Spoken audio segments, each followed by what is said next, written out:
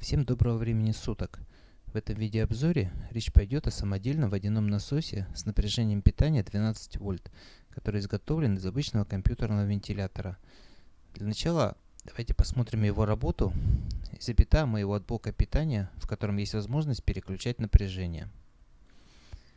Итак, мы включили блок питания, напряжение на нем сейчас у нас равно 6 вольтам. Увеличиваем до 7,5. 9 вольт.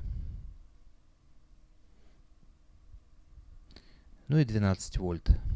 Это то напряжение, на которое рассчитан наш компьютерный вентилятор.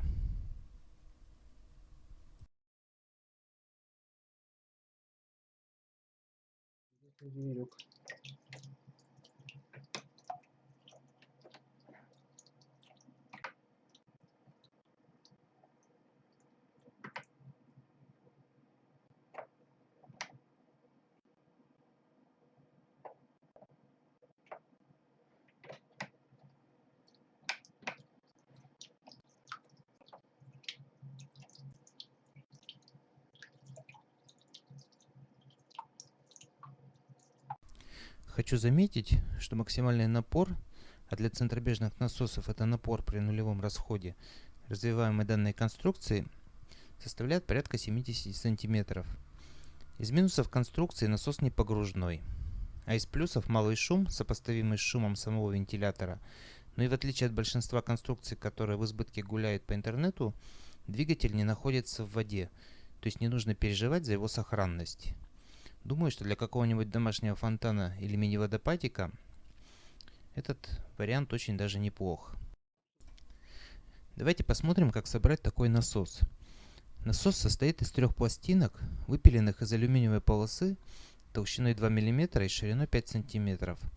К одной из пластин прикреплен вентилятор, у которого отрезаны лопасти и основания. Чтобы уменьшить вибрацию, на свободные кончики одеты кусочки аквариумного шланга. Сам вентилятор крепится болтиками М3 к верхней плите. Вся конструкция скреплена шпильками и гайками М4. Провода выведены через отверстие в верхней пластине. Ось помпы выполнена из винта М3 длиной 3 см.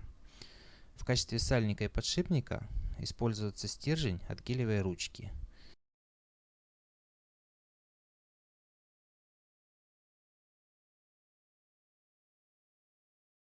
В нижней крышке для забора воды просверлено отверстие диаметром 10 мм. Конструкция самой помпы для перекачки жидкостей выполнена аналогично конструкции помпы, которая применялась в самодельном комнатном фонтане. Ссылка на это видео есть в описании. В нем подробно разобрана и теория, и практики постройки такого устройства.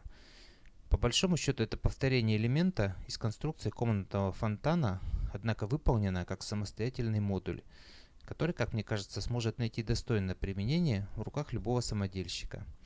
Всем спасибо за внимание и удачи!